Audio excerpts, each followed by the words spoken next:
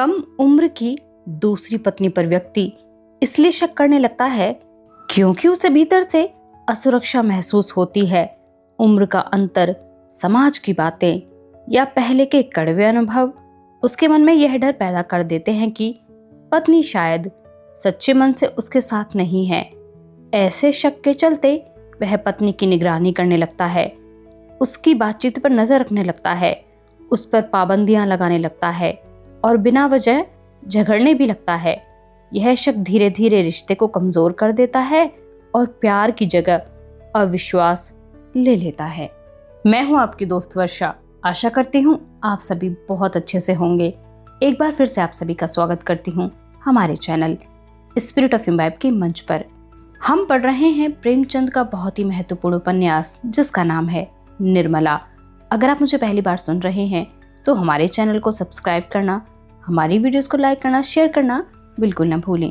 तो चलिए चलते हैं बिना किसी देरी के इस उपन्यास के अगले भाग की ओर। जब कोई बात हमारी आशा के विरुद्ध होती है तभी दुख होता है। मनसाराम को निर्मला से कभी इस बात की आशा न थी कि वे उसकी शिकायत करेंगी, इसलिए उसे घोर वेदना हो रही थी। वह क्यों मेरी शिकायत करती हैं? क्या चाहती हैं? यही ना कि वह मेरे पति की कमाई खाता है, इसकी पढ़ाई लिखाई में रुपए खर्च होते हैं, कपड़ा पहनता है। उनकी यही इच्छा होगी कि यह घर में ना रहे। मेरे ना रहने से उनके रुपए बच जाएंगे। वह मुझसे बहुत प्रसन्नचित्त रहती हैं। कभी मैंने उनके मुंह से कटु शब्द नहीं सुने। क्या यह सब कौशल है? हो सकता है। एक चिड़िया को जाल में फंसाने के पहले शिकारी दाने बिखेरता है। मैं नहीं जानता था कि दाने के नीचे जाल है। यह मातृ स्नेह केवल मेरे निर्वासन की भूमिका है। अच्छा, मेरा यहाँ रहना क्यों बुरा लगता है? जो उनका पति है, क्या वह मेरे पिता नहीं है? क्या पिता पुत्र का संबंध स्त्री पुरुष के संबंध से कुछ कम घनिष्ठ है? अगर मुझे उनके संपूर्ण आधिपत्य से ईर्ष्या नहीं होती, वह जो चाहे करें, मैं मुंह नहीं खोल सकता, तो वह मुझे एक अंगुल भर भूमि भी नहीं देना चाहती।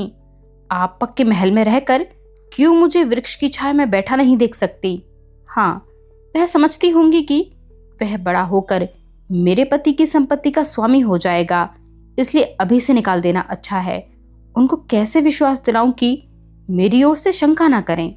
उन्हें क्यों कर बताऊं कि मनसाराम विष खाकर प्राण दे देगा इसके पहले कि उनका अहित करे? उसे चाहे कितनी ही कठिनाइयां सहनी पड़े, पर उनके हृदय का शूल न बनेगा। यूं तो पिताजी ने मुझे जन्म दिया है और अब भी मुझ पर उनका स्नेह कम नहीं है, लेकिन क्या मैं इतना भी नहीं जानता कि जिस दिन पिताजी ने उनसे विवाह किया उसी दिन उन्होंने हमें अपने हृदय से बाहर निकाल दिया। अब हम अनाथों की भांति यहाँ पड़े रह सकते हैं।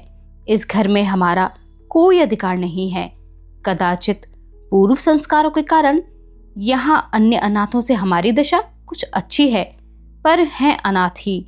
हम उसी दिन अनाथ हुए जिस दिन अम्मा जी परलोक सिधारी। जो कुछ कसर रह गई थी वह इस विवाह ने पूरी कर दी। मैं तो खुद पहले इनसे विशेष संबंध न रखता था। अगर उन्हीं दिनों पिताजी से मेरी शिकायत की होती तो शायद मुझे इतना दुख ना होता।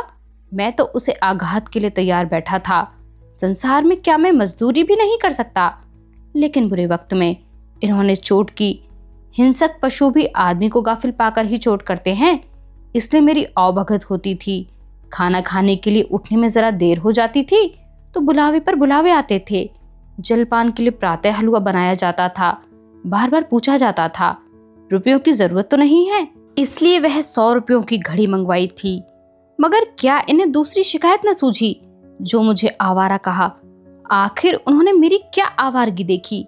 यह कह सकती थी कि इसका मन पढ़ने लिखने में नहीं लगता, एक न एक चीज के लिए नित्य रुपए मांगता रहता है। यही एक बात उन्हें क्यों सूझी? शायद इसलिए कि यही सबसे कठोर आघात है जो वह मुझ पर कर सकती हैं। पहली ही बार इन्होंने मुझ पर अग्निबाण चला दिया, जिससे कहीं शरण नहीं। इसलिए ना कि वह पिता की नजरों से गिर जाए। मुझे बोर्डिंग हाउस में रखने का तो एक बहाना था। उद्देश्य यह था कि इसे दूध की मक्खी की तरह निकाल दिया जाए। 2-4 महीने के बाद खर्च वर्च देना बंद कर दिया जाए, फिर चाहे मरे या जिए। अगर मैं जानता कि यह प्रेरणा इनकी ओर से हुई है तो कहीं जगह न रहने पर भी जगह निकाल लेता नौकरों की कोठरियों में तो जगह मिल जाती, बरामदे में पड़े रहने के लिए बहुत जगह मिल जाती। खैर, अब सवेरा है, जब स्नेह नहीं रहा तो केवल पेट भरने के लिए यहाँ पड़े रहना बेहयाई है। अब यह मेरा घर नहीं है, इसी घर में पैदा हुआ हूँ, यही खेला हूँ, पर यह अब मेरा नहीं। पिताजी भी मेरे पिता नहीं है, मैं उनका पुत्र हूँ, पर वह मेरे पिता नहीं है। संसार के सारे नाते स्नेह के नाते हैं, जहाँ स्नेह नहीं वहाँ कुछ नहीं। हाय अम्मा जी, तुम कहाँ हो? यह सोचकर मनसाराम रोने लगा। ज्यों-ज्यों मातृ स्नेह की पूर्व स्मृतियां जागृत होती थीं, उसके आंसू उमड़ते आते थे। वह कई बार अम्मा अम्मा पुकार उठा, मानो वह खड़ी सुन रही हैं। मातृहीनता के दुख का आज उसे पहली बार अनुभव हुआ। वह आत्माभिमानी था, साहसी था, पर अब तक सुख की गोद में लालन पालन होने के कारण वह इस समय अपने आप को निराधार समझ रहा था। रात के 10 बज गए थे। मुंशी जी आज कहीं दावत खाने गए हुए थे। 2 बार मेहरी मनसाराम को भोजन करने के लिए बुलाने आ चुकी थी। मनसाराम ने पिछली बार उसे झुंझलाकर कह दिया, मुझे भूख नहीं है, कुछ न खाऊंगा। बार बार आकर सिर पर सवार हो जाती है। इसलिए जब निर्मला ने उसे फिर उसी काम के लिए भेजना चाहा तो वह न गई। बोली, बहू जी, वह मेरे बुलाने से ना आवेंगे। निर्मला, आएंगी क्यों नहीं? जाकर कह दे खाना ठंडा हुआ जाता है, 2-4 कौर तो खा ले। मेहरी, मैं ये सब कह कह के हार गई हूँ, नहीं आते। निर्मला, तूने यह कहा था कि वह बैठी हुई हैं। मेहरी, नहीं बहू जी, यह तो मैंने नहीं कहा, झूठ क्यों बोलूं? निर्मला, अच्छा तो जाकर यह कह देना, वह बैठी तुम्हारी राह देख रही हैं। तुम न खाओगे तो वह रसोई उठाकर सो रहेंगी। मेरी भूंगी सुन अब की और चली जा, ना आवे तो गोद में उठा लाना।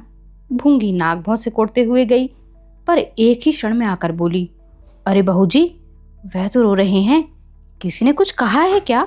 निर्मला इस तरह चौंक कर उठी और 2-3 पग आगे चली, मानो किसी माता ने अपने बेटे के कुएं में गिर पड़ने की खबर पाई हो।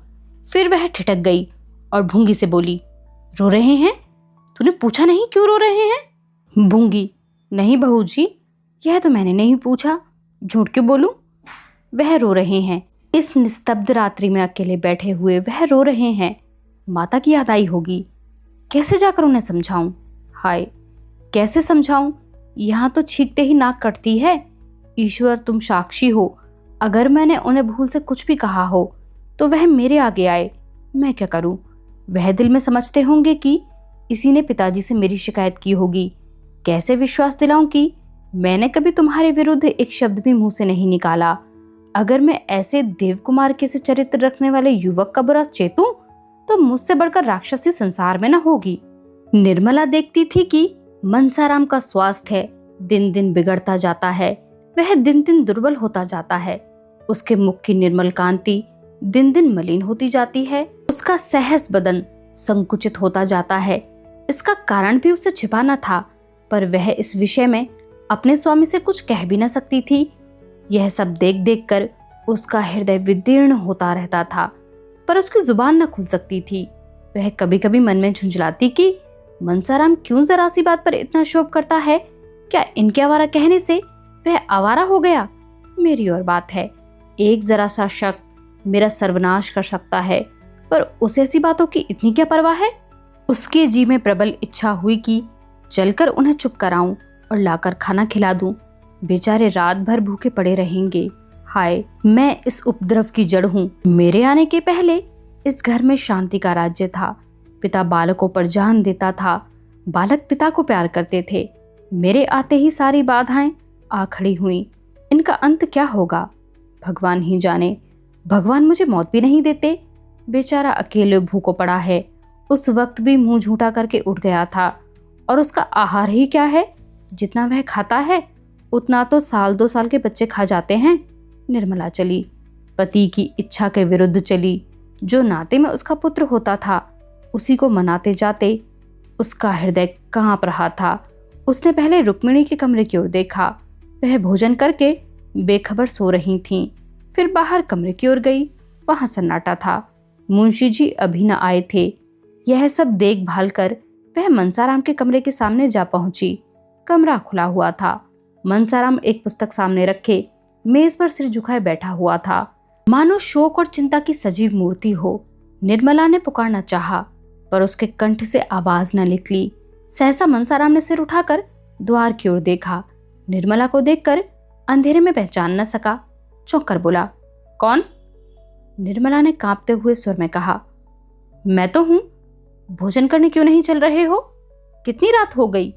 मनसाराम ने मुंह फेर कर कहा, मुझे भूख नहीं है। निर्मला, यह तो मैं 3 बार भूंगी के मुंह से सुन चुकी हूं।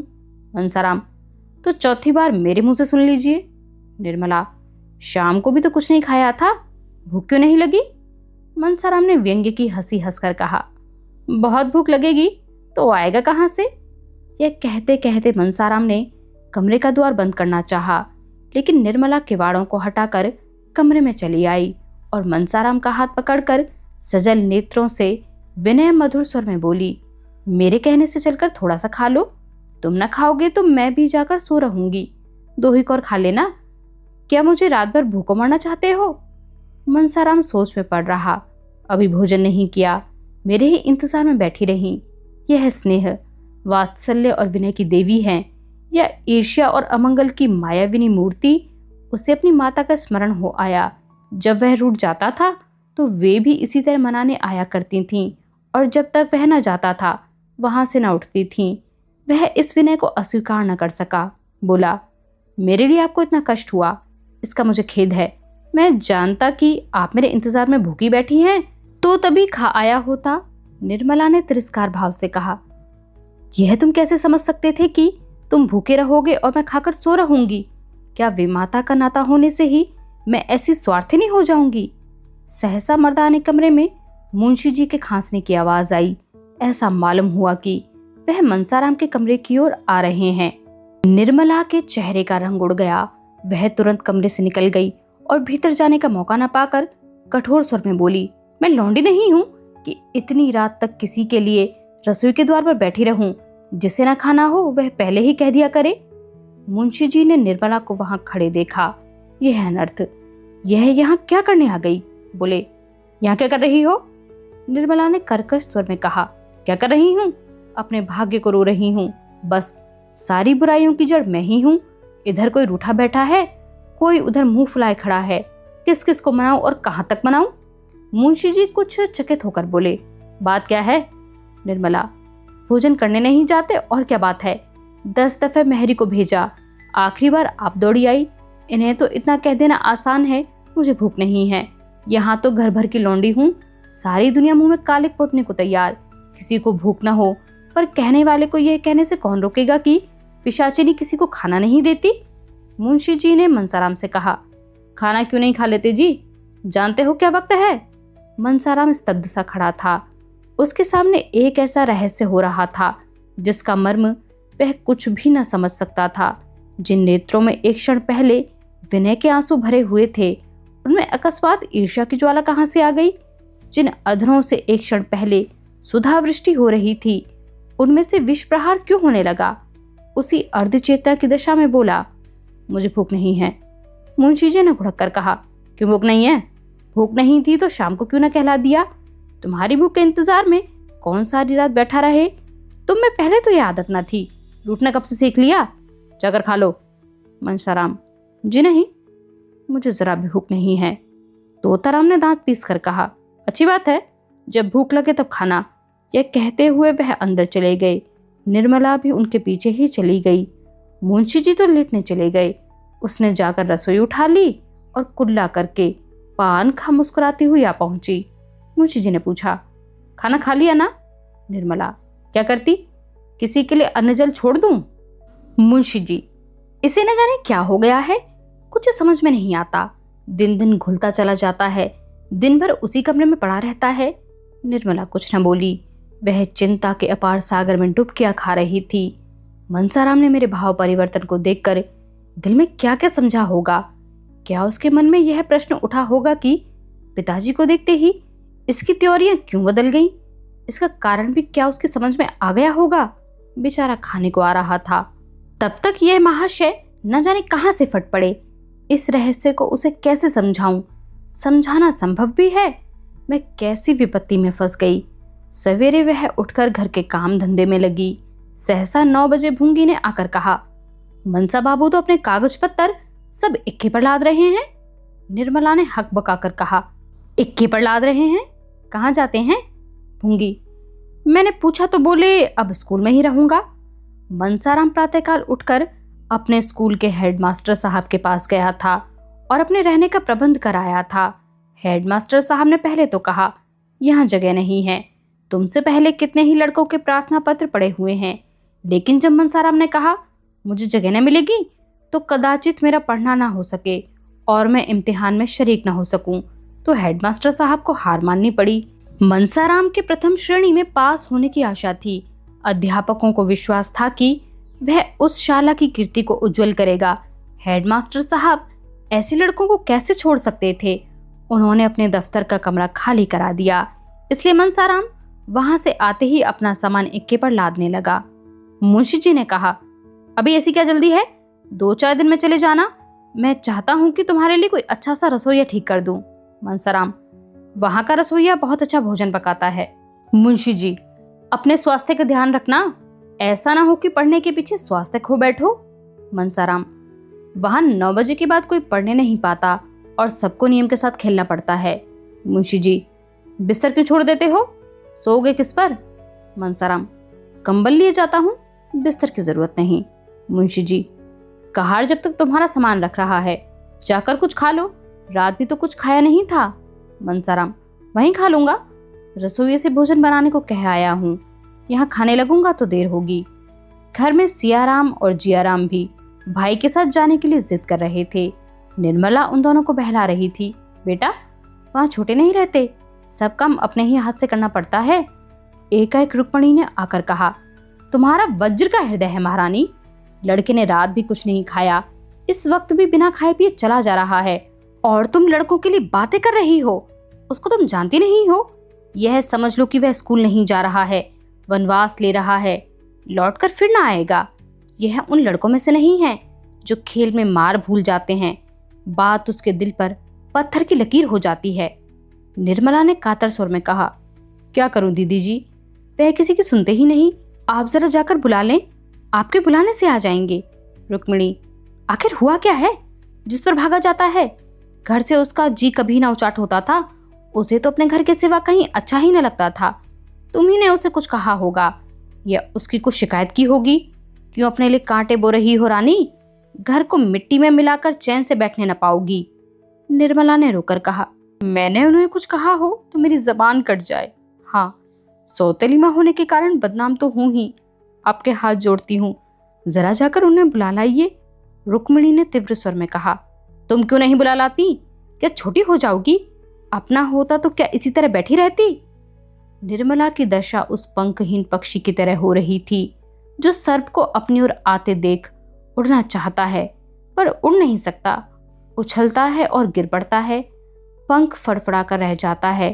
उसका हृदय अंदर ही अंदर तड़प रहा था पर बाहर न जा सकती थी। इतने में दोनों लड़के आकर बोले, भैया जी चले गए। निर्मला मूर्तिवत खड़ी रही, मानो संज्ञाहीन हो गई हो। चले गए? घर में आए तक नहीं, मुझसे मिले तक नहीं और चले गए। मुझसे इतनी घृणा? मैं उनकी कोई न सही, उनकी बुआ तो थी, उनसे तो मिलने आना चाहिए था। मैं यहाँ थी ना, अंदर कैसे कदम रखते मैं देख लेती ना, इसलिए चले गए। मनसाराम के जाने से घर सूना हो गया। दोनों छोटे लड़के उसी स्कूल में पढ़ते थे। निर्मला रोज उनसे मनसाराम का हाल पूछती। आशा थी कि छुट्टी के दिन वह आएगा, लेकिन जब छुट्टी के दिन गुजर गए और वह न आया तो निर्मला की तबीयत घबराने लगी। उसने उसके लिए मूंग के लड्डू बना रखे थे। सोमवार को प्रातः भूंगी को लड्डू देकर मदरसे भेजा। 9 बजे भूंगी लौट आई। मनसाराम ने लड्डू ज्यों के त्यों लौटा दिए थे। निर्मला ने पूछा, पहले से कुछ हरे हुए हैं? भूंगी, हरे भरे तो नहीं हुए और सूख गए हैं। निर्मला, क्या जी अच्छा नहीं है? भूंगी, यह तो मैंने नहीं पूछा बहू जी, झूठ क्यों बोलूं? हाँ, वहां का कहार मेरा देवर लगता है। वह कहता था कि तुम्हारे बाबूजी की खुराक कुछ नहीं है, 2 फुल्कियां खाकर उड़ जाते हैं, दिन भर कुछ नहीं खाते, हरदम पढ़ते रहते हैं। निर्मला, तूने पूछा नहीं? लड्डू क्यों लौटा देते हो? भूंगी, बहू जी झूठ क्यों बोलूं? यह पूछने की तो मुझे सुध ही ना रही। हाँ, यह कहते थे कि अब तू यहाँ कभी ना आना, न मेरे लिए कुछ चीज लाना, और अपनी बहू जी से कह देना कि मेरे पास कोई चिट्ठी पत्री ना भेजा करें, लड़कों से भी मेरे पास कुछ संदेशा ना भेजें, और एक ऐसी बात कही कि मेरे मुंह से निकल नहीं सकती। फिर रोने लगे। निर्मला, कौन बात थी, कह तो। भूंगी, क्या कहूँ बहू जी, कहते थे मेरे जीने को धिक्कार है, यही कहकर रोने लगे। निर्मला के मुंह से एक ठंडी सांस निकल गई। ऐसा मालूम हुआ मानो कलेजा बैठा जाता है। उसका रोम रोम आर्तनाद से रुदन करने लगा। वह वहां बैठी न रह सकी, जाकर बिस्तर पर मुंह ढांप कर लेटी रही और फूट फूट कर रोने लगी। वह भी जान गए। उसके अंतःकरण में बार बार यही आवाज गूंजने लगी। वह भी जान गए। भगवान, अब क्या होगा? जिस संदेह की आग में वह भस्म हो रही थी, अब सतगुण वेग से धधकने लगी। उसे अपनी कोई चिंता न थी। जीवन में अब सुख की क्या आशा थी जिसकी उसे लालसा होती? उसने अपने मन को इस विचार से समझाया कि यह मेरे पूर्व कर्मों का प्रायश्चित है। कौन प्राणी ऐसा निर्लज होगा जो इस दिशा में बहुत दिन जी सके? कर्तव्य की वेदी पर उसने अपना जीवन और अपनी सारी कामनाएं होम कर दी थीं। हृदय रोता था, पर मुख पर हंसी का रंग भरना पड़ता था। जिसका मुंह देखने को जीना चाहता था, उसके सामने हंस हंस कर बातें करनी पड़ती थीं। जिस देह का स्पर्श उसे सर्प के शीतल स्पर्श के समान लगता था, उससे आलिंगित होकर उसे जितनी घृणा, जितनी मर्म वेदना होती थी, उसे कौन जान सकता है। उस समय उसकी यही इच्छा थी कि धरती फट जाए और मैं उसमें समा जाऊं। लेकिन सारी विडंबना अब तक अपने ही तक थी। अपनी चिंता उसने छोड़ दी थी, लेकिन वह समस्या अब अत्यंत भयंकर हो गई थी। वह अपनी आंखों से मनसाराम की आत्मपीड़ा नहीं देख सकती थी। मनसाराम जैसा मनस्वी साहसी युवक पर इस आक्षेप का जो असर पड़ सकता था, उसकी कल्पना ही से उसके प्राण कांप उठते थे। अब चाहे उस पर कितने ही संदेह क्यों न हो, चाहे उसे आत्महत्या ही क्यों न करनी पड़े, पर वह चुप नहीं बैठ सकती। मनसाराम की रक्षा करने के लिए वह विकल हो गई। उसने संकोच और लज्जा की चादर उतारकर फेंक देने का निश्चय कर लिया। वकील साहब भोजन करके कचहरी जाने के पहले एक बार उससे अवश्य मिल लिया करते थे। उनके जाने का समय हो गया था, आ ही रहे होंगे। यह सोचकर निर्मला द्वार पर खड़ी हो गई और उनका इंतजार करने लगी। लेकिन यह क्या, वह तो बाहर चले जा रहे हैं। गाड़ी जुत कर आ गई। यह हुक्म वहीं से दिया करते थे। तो क्या आज वह ना आएंगे? बाहर ही बाहर चले जाएंगे? नहीं, ऐसा नहीं होने पाएगा। उसने भूंगी से कहा, जाकर बाबूजी को बुला ला, कहना एक जरूरी काम है, सुन लीजिए। मुंशी जी जाने को तैयार ही थे। यह संदेशा पाकर अंदर आए, पर कमरे में न आकर दूर से ही पूछा, क्या बात है भाई, जल्दी कह दो, मुझे एक जरूरी काम से जाना है।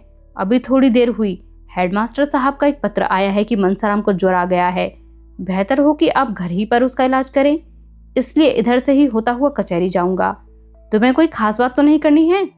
निर्मला पर मानो वज्र गिर पड़ा। आंसुओं के आवेग और कंठ स्वर में घोर संग्राम होने लगा। दोनों पहले निकलने पर तुले हुए थे। दोनों में से कोई एक कदम भी पीछे हटाना नहीं चाहता था। कंठ स्वर की दुर्बलता और आंसुओं की सबलता देखकर यह निश्चय करना कठिन नहीं था कि यह क्षण यहीं संग्राम होता रहा तो मैदान किसके हाथ रहेगा। आखिर दोनों साथ साथ निकले, लेकिन बाहर आते ही बलवान ने निर्बल को दबा लिया। केवल इतना मुंह से निकला, कोई खास बात नहीं थी, आप तो उधर जा ही रहे हैं। मुंशी जी, मैंने लड़कों से पूछा था तो वे कहते थे कि कल बैठे पढ़ रहे थे, आज न जाने क्या हो गया। निर्मला ने आवेश से कांपते हुए कहा, यह सब आप कर रहे हैं। मुंशी जी ने त्योरियां बदलकर कहा, मैं कर रहा हूं? मैं क्या कर रहा हूं? निर्मला, अपने दिल से पूछिए। मुंशी जी, मैंने तो यही सोचा था कि यहाँ उसका पढ़ने में जी नहीं लगता, वहां और लड़कों के साथ ख्वामख्वा पढ़ेगा ही। यह तो बुरी बात न थी, मैंने क्या किया? निर्मला, खूब सोचिए, इसलिए आपने उन्हें वहां भेजा था, आपके मन में और कोई बात न थी? मुंशी जी जरा हिचकिचाए और अपनी दुर्बलता को छिपाने के लिए मुस्कुराने की चेष्टा करके बोले, और क्या बात हो सकती थी, भला तुम ही सोचो। निर्मला, खैर यही सही, अब आप कृपा करके उन्हें आज ही लेते आइएगा। वहां रहने से उनकी बीमारी बढ़ जाने का निश्चय है। यहाँ दीदी जी जितनी तीमारदारी कर सकती हैं, दूसरा नहीं कर सकता। एक क्षण के बाद उसने सिर नीचा करके कहा, मेरे कारण न लाना चाहते हो तो मुझे घर भेज दीजिए, मैं वहां आराम से रहूंगी। मुंशी जी ने इसका कुछ जवाब न दिया, बाहर चले गए और एक क्षण में गाड़ी स्कूल की तरफ चली। मन, तेरी गति कितनी विचित्र है, कितनी रहस्य से भरी हुई, कितनी दुर्भेद्य। तू कितनी जल्द रंग बदलता है। तू कला में निपुण है। आतिशबाजी की खर्ची को भी रंग बदलते हुए कुछ देर लगती है, पर तुझे रंग बदलने में उसका लक्षांश समय भी नहीं लगता। जहां भी वात्सल्य था वहां फिर संदेह ने आसन जमा लिया। वह सोचते थे, कहीं उसने बहाना तो नहीं किया है। मनसाराम 2 दिन तक गहरी चिंता में डूबा रहा। बार बार अपनी माता की याद आती। न खाना अच्छा लगता, न पढ़ने में ही जी लगता। उसकी काया पलट सी हो गई। 2 दिन गुजर गए और छात्रालय में रहते हुए भी उसने वह काम न किया जो स्कूल के मास्टरों ने घर से कर लाने को दिया था। परिणाम स्वरूप उसे बेंच पर खड़ा रहना पड़ा। जो बात कभी न हुई थी वह आज हो गई। यह असह्य अपमान भी उसे सहना पड़ा। तीसरे दिन वह इन्हीं चिंताओं में मग्न हुआ। अपने मन को समझा रहा था, क्या संसार में अकेली मेरी ही माता मरी है? माताएं भी तो सभी इस प्रकार की होती हैं। मेरे साथ कोई नई बात नहीं हो रही है। अब मुझे पुरुषों की भांति द्विगुण परिश्रम से अपना काम करना चाहिए। जैसे माता पिता राजी रहें वैसे उन्हें राजी रखना चाहिए। इस साल अगर छात्रवृत्ति मिल गई तो मुझे घर से कुछ लेने की जरूरत ही न रहेगी। कितने ही लड़के अपने ही बल पर बड़ी बड़ी उपाधियां प्राप्त कर लेते हैं। भाग्य के नाम को रोने कोसने से क्या होगा? इतने में जियाराम आकर खड़ा हो गया। मनसाराम ने पूछा, घर का क्या हाल है जिया? नई अम्मा जी तो बहुत प्रसन्न होंगी। जियाराम, उनके मन का हाल तो मैं नहीं जानता, लेकिन जब से तुम आए हो उन्होंने 1 जून भी खाना नहीं खाया। जब देखो तब रोया करती हैं। जब बाबूजी आते हैं तब अलबत्ता हंसने लगती हैं। तुम चले आए हो तो मैंने भी शाम को अपनी किताबें संभाली। यहीं तुम्हारे साथ रहना चाहता था। भूंगी चुड़ैल ने जाकर अम्मा जी से कह दिया। बाबूजी बैठे थे, उनके सामने ही अम्मा जी ने आकर मेरी किताबें छीन ली और होकर बोली, तुम भी चले जाओगे तो इस घर में कौन रहेगा? अगर मेरे कारण तुम लोगों को घर छोड़ छोड़ कर भागे जा रहे हो तो लो, मैं ही कहीं चली जाती हूँ। मैं तो झल्लाया हुआ था ही। अब वहां बाबूजी भी ना थे। बिगड़ कर बोला, आप क्यों कहीं चली जाएंगी? आपका तो घर है, आप आराम से रहिए। गैर तो हम ही लोग हैं, हम ना रहेंगे तब तो आपको आराम ही आराम होगा। मनसराब, तुमने खूब कहा, बहुत ही अच्छा कहा। इस पर और भी झल्लाई होंगी और जाकर बाबूजी से शिकायत की होगी। जियाराम, नहीं, यह कुछ नहीं हुआ। बेचारी जमीन पर बैठकर रोने लगी। मुझे भी करुणा आ गई, मैं भी रो पड़ा। उन्होंने आंचल से मेरे आंसू पोंछे और बोली, जिया, मैं ईश्वर को साक्षी देकर कहती हूँ कि मैंने तुम्हारे भैया के विषय में तुम्हारे बाबूजी से एक शब्द भी नहीं कहा। मेरे भाग में कलंक लिखा हुआ है, वही भोग रही हूँ। फिर न जाने क्या क्या कहा जो मेरी समझ में नहीं आया। कुछ बाबूजी की बात थी। मनसाराम ने उद्विग्नता से पूछा, बाबूजी के विषय में क्या कहा? कुछ याद है? जियाराम, बातें तो भाई मुझे याद नहीं, मेरी मेमोरी कौन बड़ी तेज है। लेकिन उनकी बातों का मतलब कुछ ऐसा मालूम होता था कि उन्हें बाबूजी को प्रसन्न रखने के लिए यह स्वांग भरना पड़ रहा है।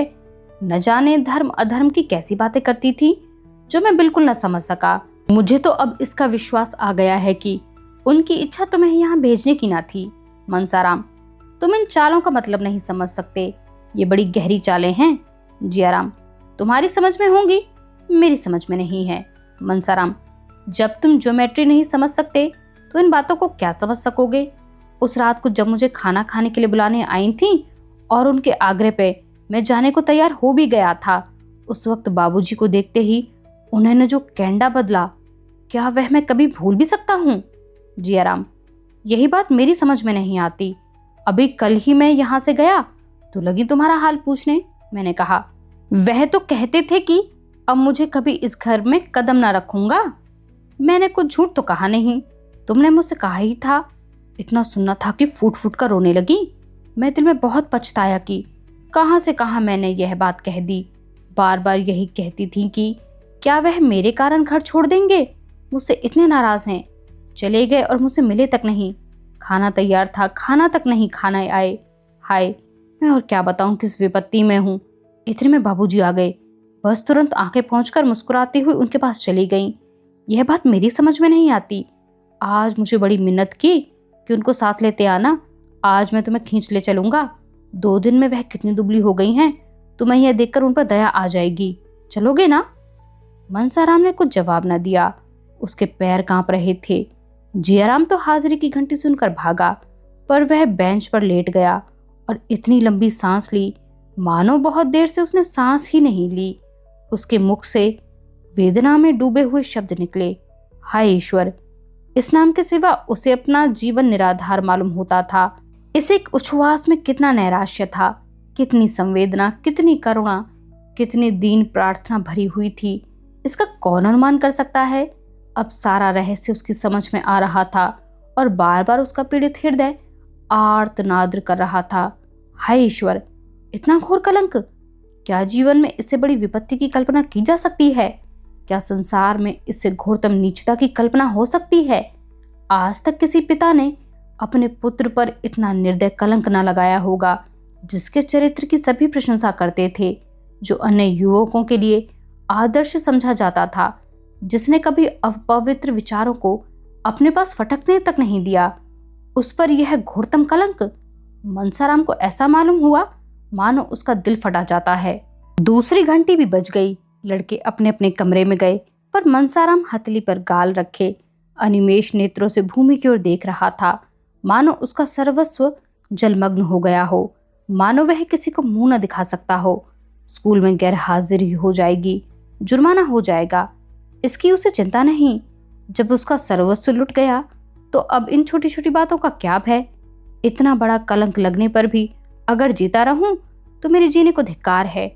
उसी शोकातिरेक की दशा में वह चिल्ला पड़ा, माताजी, तुम कहाँ हो? तुम्हारा बेटा, जिस पर तुम प्राण देती थी, जिसे तुम अपने जीवन का आधार समझती थी, आज घोर संकट में उसी का पिता उसकी गर्दन पर छुरी फेर रहा है। हाय माताजी, तुम कहाँ हो?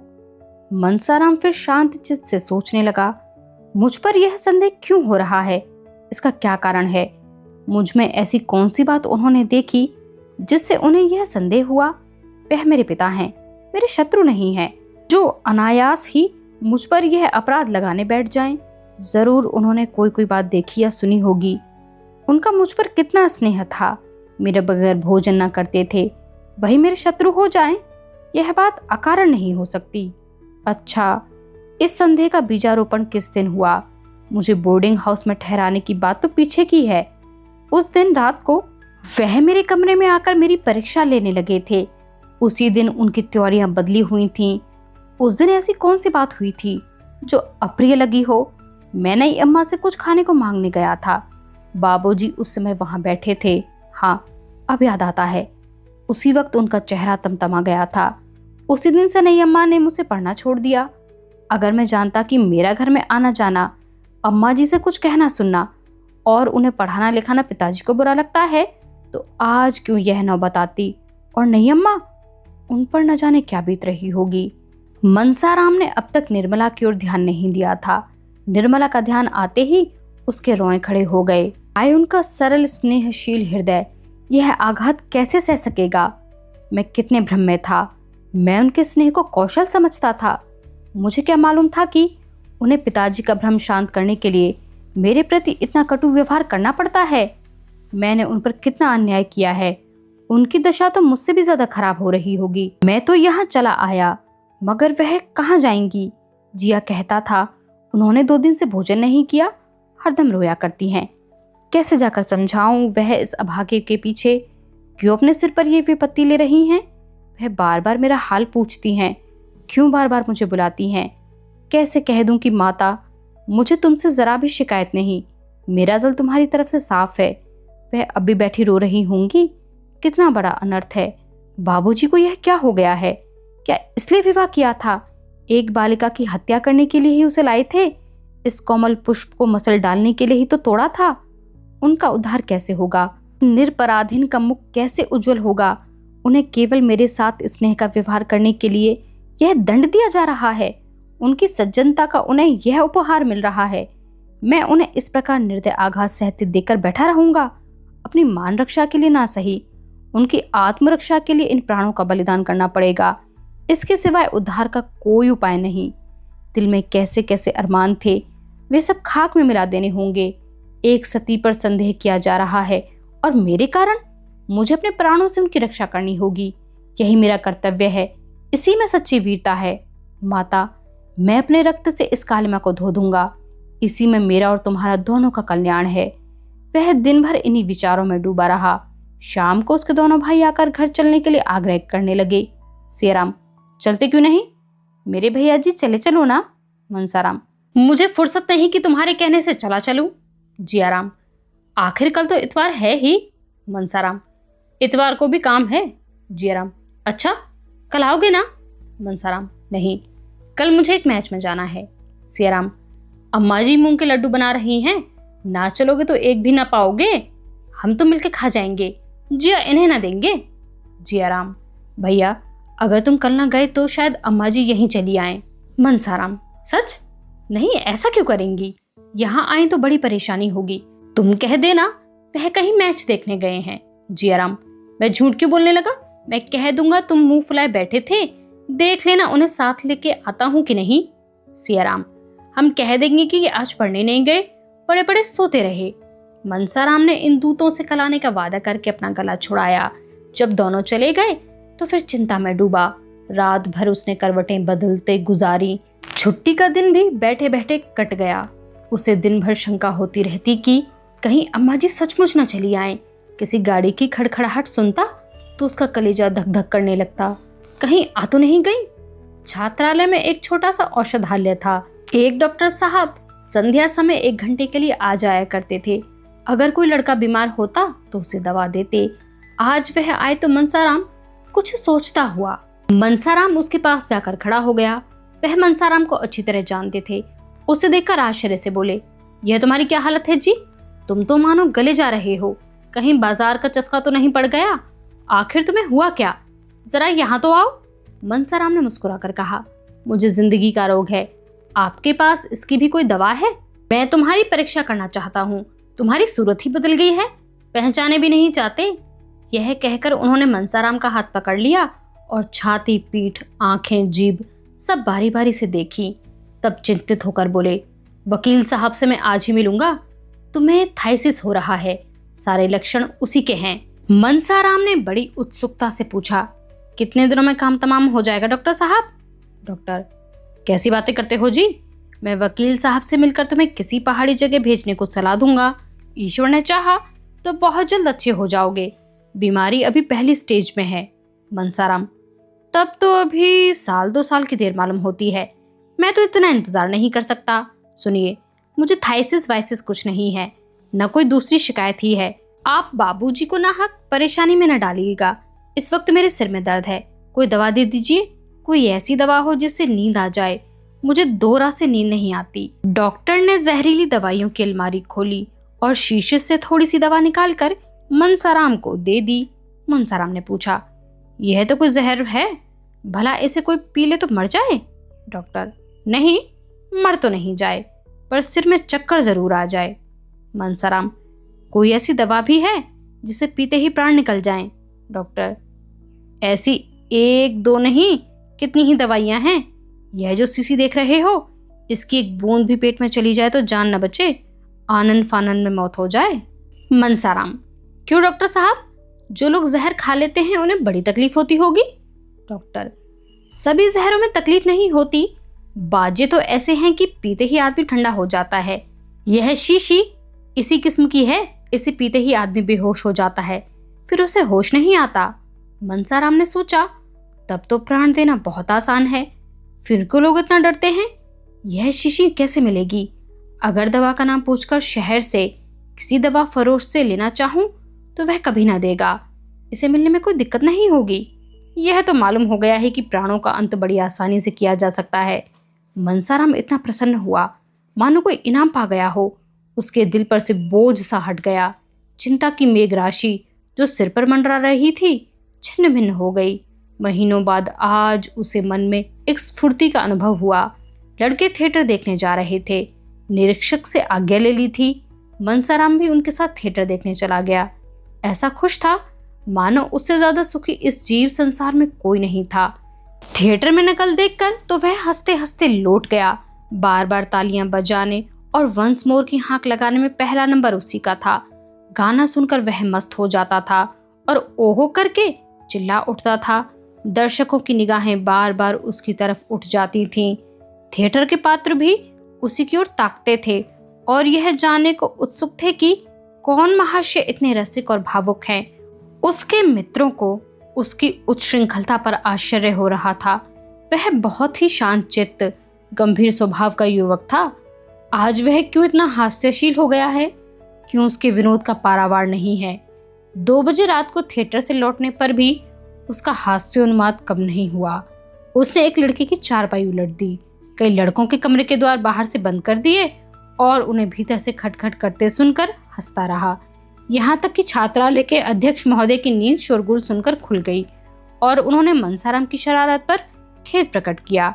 कौन जानता है कि उसके अंतःस्थल में कितनी भीषण क्रांति हो रही है। संदेह के निर्दय आघात ने उसकी लज्जा और आत्मसम्मान को कुचल दिया है। उसे अपमान और तिरस्कार का लेश मात्र भी भय नहीं है।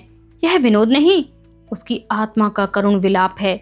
जब और सब लड़के सो गए तो वह भी चारपाई पर लेटा, लेकिन उसे नींद नहीं आई। एक क्षण के बाद वह बैठा और अपनी सारी पुस्तकें बांधकर संदूक में रख दी। जब मरना ही है तो पढ़कर क्या होगा?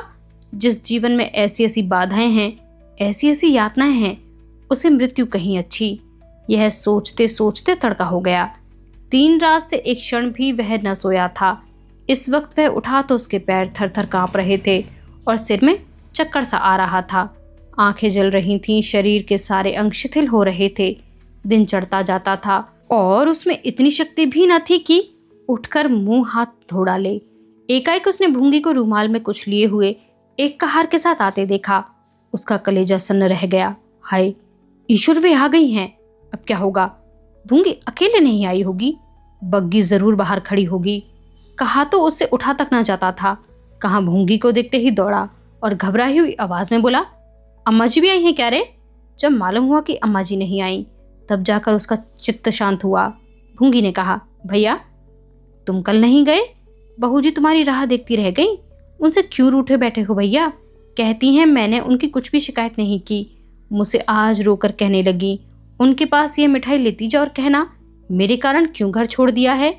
कहाँ रख दूं यह थाली? मनसाराम ने रुखाई से कहा, यह थाली अपने सिर पर पटक दे चुड़ैल। वहां से चली आई है मिठाई लेकर। खबरदार जो फिर कभी इधर आई, सौगात लेकर चली है। जाकर कह देना मुझे उनकी मिठाई नहीं चाहिए। जाकर कह देना तुम्हारा घर है, तुम रहो। वहां वे बड़े आराम से हैं, खूब खाते हैं और मौज करते हैं। सुनती हैं? बाबूजी के मुंह पर कहना, समझ गई, मुझे किसी का डर नहीं है और जो करना चाहें कर डालें, जिससे दिल में कोई अरमान न रह जाए। कहें तो इलाहाबाद, लखनऊ, कलकत्ता चला जाऊं। मेरे लिए जैसे बनारस वैसे दूसरा शहर। यहाँ क्या रखा है? भूंगी, भैया मिठाई रख लो, नहीं तो रो रो कर मर जाएंगी। सच मानो रो रो कर मर जाएंगी। मनसाराम ने आंसुओं के उठते हुए वेग को दबाकर कहा, मर जाएंगी? मेरी वजह से? मुझे कौन बड़ा सुख दे दिया है जिसके लिए पछताऊं? मेरा तो उन्होंने सर्वनाश कर दिया। कह देना मेरे पास कुछ संदेशा न भेजें, कुछ जरूरत नहीं है। भूंगी, भैया तुम तो कहते हो यहाँ खूब खाता हूँ और मौज करता हूँ, मगर देह तो आधी भी ना रही। जैसे आए थे उसे आधे भी ना रहे। मनसाराम, यह तेरी आंखों का फेर है। देखना 2-4 दिन में मुटाकर कोलू हो जाता हूँ कि नहीं। उनसे यह भी कह देना कि रोना धोना बंद करें। जो मैंने सुना कि रोती हैं और खाना नहीं खाती। मुझसे बुरा कोई नहीं होगा। मुझे घर से निकाला है तो आप चैन से रहें। चली हैं प्रेम दिखाने। मैं से त्रिया चरित्र बहुत पड़े बैठा हूँ। भूंगी चली गई। मनसाराम को उससे बातें करते ही कुछ ठंड मालूम होने लगी। यह अभिनय करने के लिए उसे अपने मनोभावों को जितना दबाना पड़ा था वह उसके लिए असाध्य था। उसका आत्मसम्मान उसे इस कुटिल व्यवहार का जल्द से जल्द अंत कर देने के लिए बाध्य कर रहा था। पर इसका परिणाम क्या होगा? निर्मला क्या यह आघात सह सकेगी? अब तक वह मृत्यु की कल्पना करते समय किसी अन्य प्राणी का विचार न करता था, पर आज एकाएक ज्ञान हुआ कि मेरे जीवन के साथ एक और प्राणी का जीवन सूत्र भी बंधा हुआ है। निर्मला यह समझेगी कि मेरी निष्ठुरता ने ही इनकी जान ले ली है। यह समझकर उसका कोमल हृदय फट न जाएगा। उसका जीवन तो अब भी संकट में है। संदेह के कठोर पंजे में फंसी हुई अबला क्या अपने को हत्यारिणी समझकर बहुत दिन जीवित रह सकती है? मनसाराम ने चारपाई पर लेटकर लिहाफ ओढ़ लिया। फिर भी सर्दी से कलेजा कांप रहा था। थोड़ी ही देर में उसे जोर से ज्वर चढ़ आया। वह बेहोश हो गया। इस अचेत दशा में उसे भांति भांति के स्वप्न दिखाई देने लगे। थोड़ी थोड़ी देर के बाद वह चौंक पड़ता, आंखें खुल जाती, फिर बेहोश हो जाता। सहसा वकील साहब की आवाज सुनकर वह चौंक पड़ा। हाँ, वकील साहब की आवाज थी। उसने लिहाफ फेंक दिया और चारपाई से उतरकर नीचे खड़ा हो गया। उसके मन में एक आवेग हुआ कि इस वक्त इनके सामने प्राण दे दूं। उसे ऐसा मालूम हुआ कि मैं मर जाऊं तो इन्हें सच्ची खुशी होगी। शायद इसलिए वह देखने आए हैं कि मेरे मरने में कितनी देर है। वकील साहब ने उसका हाथ पकड़ लिया, जिससे वह गिर न पड़े, और पूछा, कैसी तबीयत है लल्लू? लेटे क्यों न रहे? लेट ना जाओ, तुम खड़े क्यों हो गए? मनसाराम, मेरी तबीयत तो बहुत अच्छी है। आपको व्यर्थ ही कष्ट हुआ। मुंशी जी ने कुछ जवाब न दिया। लड़के की दशा देखकर उनकी आंखों से आंसू निकल आए। उनका वह हृष्ट पुष्ट बालक, जिसे देखकर चित्त प्रसन्न हो जाता था, अब सूखकर कांटा हो गया था। 5-6 दिन में ही वह इतना दुबला हो गया था कि उसे पहचान पाना कठिन था। मुंशी जी ने उसे आहिस्ते से चारपाई पर लिटा दिया और लिहाफ अच्छी तरह उसे उड़ाकर सोचने लगे कि अब क्या करना चाहिए, कहीं लड़का हाथ से तो नहीं जाएगा। यह ख्याल करके वह शोक से डूब गए और स्टूल पर बैठकर फूट फूट कर रोने लगे। मनसाराम भी लिहाफ में मुंह लपेटे रो रहा था। अभी थोड़ी ही दिनों पहले उसे देखकर पिता का हृदय गर्व से फूल उठता था, लेकिन आज उसे इस दारुण दशा में देखकर भी वह सोच रहे थे कि इसे घर ले चलूं या नहीं। क्या यहाँ दवा नहीं हो सकती? मैं यहाँ 24 घंटे बैठा रहूंगा। डॉक्टर साहब यहाँ हैं ही, कोई दिक्कत ना होगी। घर ले चलने से उन्हें बाधाएं ही बाधाएं दिखाई देती थीं। सबसे बड़ा भय यह था कि वहाँ निर्मला इसके पास हरदम बैठी रहेगी और मैं मना न कर सकूंगा। यह उनके लिए असहनीय था। इतने में अध्यक्ष ने कहा, मैं तो समझता हूँ कि आप इन्हें अपने साथ ले जाएं। गाड़ी है ही, कोई तकलीफ ना होगी। यहाँ अच्छी तरह देखभाल ना हो सकेगी। मुंशी जी, हाँ, आया तो मैं इसी ख्याल से था, लेकिन इसकी हालत बहुत ही नाजुक मालूम होती है। जरा सी असावधानी होने से सरसाम हो जाने का भय है। अध्यक्ष, यहाँ से इन्हें ले जाने में थोड़ी सी दिक्कत जरूर होगी, लेकिन यह तो आप खुद सोच सकते हैं कि घर पर जो आराम मिल सकता है वह यहाँ किसी तरह नहीं मिल सकता। इसके अतिरिक्त किसी बीमार लड़के को यहाँ रखना नियम के विरुद्ध भी है। मुंशी जी, कहिए तो मैं हेडमास्टर से आज्ञा ले लूं। मुझे इनका यहाँ से इस हालत में ले जाना किसी तरह मुनासिब मालूम नहीं होता। अध्यक्ष ने हेडमास्टर का नाम सुना तो समझे कि यह महाशय धमकी दे रहे हैं। जरा थिनक कर बोले, हेडमास्टर नियम विरुद्ध की कोई बात नहीं कर सकते। मैं इतनी बड़ी जिम्मेदारी कैसे ले सकता हूँ? अब क्या हो, क्या घर ले जाना ही पड़ेगा? यहाँ रखने का तो यह बहाना था कि ले जाने पर बीमारी बढ़ जाने की शंका है। यहाँ से ले जाकर अस्पताल में ठहराने का कोई बहाना नहीं है। जो सुनेगा वह यही कहेगा कि डॉक्टर की फीस बचाने के लिए लड़के को अस्पताल फेंक आए। पर अब वहां ले जाने के सिवा और कोई उपाय न था। अगर अध्यक्ष महोदय इस वक्त रिश्वत लेने पर तैयार हो जाते तो शायद 2-4 साल का वेतन ले लेते, लेकिन कायदे के पाबंद लोगों में इतनी बुद्धि, इतनी चतुरता कहाँ? अगर इस वक्त मुंशी जी को कोई आदमी ऐसा उज्र सुझा देता जिसमें उन्हें मनसाराम को घर न ले जाना पड़े, तो वह आजीवन उनका एहसान मानते।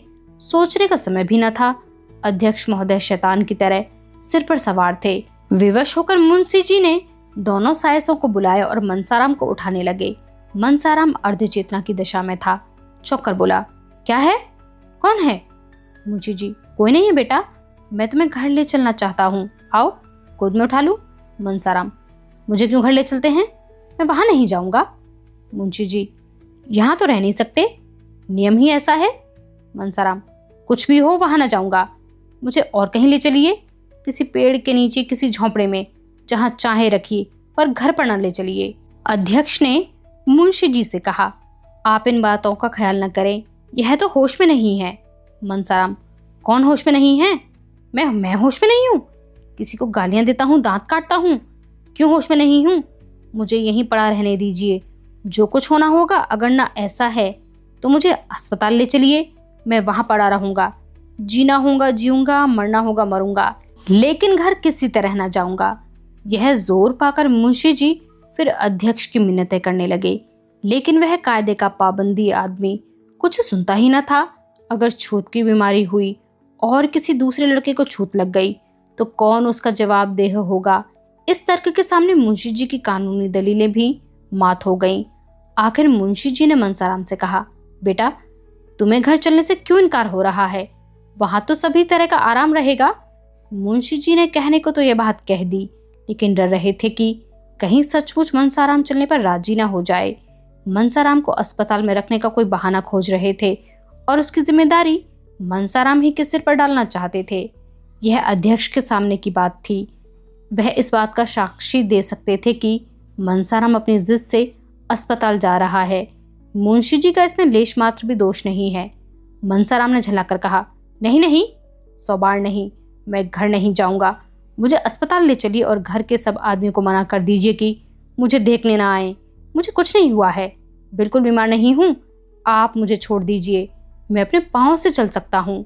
वह उठ खड़ा हुआ और उन्मत्त की भांति द्वार की ओर चल दिया, लेकिन पैर लड़खड़ा गए। यदि मुंशी जी ने संभाल न लिया होता तो उसे बड़ी चोट आती। दोनों नौकरों की मदद से मुंशी जी उसे बग्घी के पास लाए और अंदर बैठा दिया। गाड़ी अस्पताल की ओर चली। वही हुआ जो मुंशी जी चाहते थे। इस शोक में भी उनका चित्त संतुष्ट था। लड़का अपनी इच्छा से अस्पताल जा रहा है। क्या यह इस बात का प्रमाण नहीं था कि घर में इसे कोई स्नेह नहीं है? क्या इससे यह सिद्ध नहीं होता कि मनसाराम निर्दोष है? वह उस पर अकारण ही भ्रम कर रहे थे।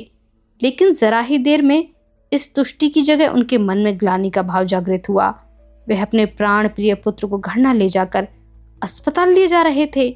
उनके विशाल भवन में उनके पुत्र के लिए जगह न थी। इस दशा में भी, जबकि उसका जीवन संकट में पड़ा हुआ है, कितनी विडंबना है। एक क्षण के बाद एकाएक मुंशी जी के मन में प्रश्न उठा, कहीं मनसाराम उनके भावों को ताड़ तो नहीं गया? इसलिए तो उसे घर से घृणा नहीं हो गई। अगर ऐसा है तो गजब हो जाएगा। उस अनर्थ की कल्पना ही से मुंशी जी के रोए खड़े हो गए और कलेजा धक धक करने लगा। हृदय में एक धक्का सा लगा। अगर इस ज्वर का यही कारण है तो ईश्वर ही मालिक है। इस समय उनकी दशा अत्यंत दयनीय थी। वह आग जो उन्होंने अपने ठिठुरे हुए हाथों को सेकने के लिए जलाई थी, अब उनके घर में लगी जा रही थी। इस करुणा, शोक, पश्चाताप और शंका से उनका चित्त घबरा उठा। उनके गुप्त रोदन की ध्वनि बाहर निकल सकती तो सुनने वाले रो पड़ते। उनके आंसू बाहर निकल सकते तो उनका तार बंध जाता। उन्होंने पुत्र के वर्णहीन मुख की ओर एक वात्सल्यपूर्ण नेत्रों से देखा। वेदना से विकल होकर उसे छाती से लगा लिया और इतना रोए कि हिचकी बंध गई। सामने अस्पताल का फाटक दिखाई दे रहा था। आज का यह भाग यहीं पर समाप्त होता है। हमें सुनते रहने के लिए आप सभी बने रहिए हमारे साथ। हमारे चैनल को सब्सक्राइब करें, हमारी वीडियोस को लाइक करें और शेयर करें। आप सभी का बहुत शुक्रिया।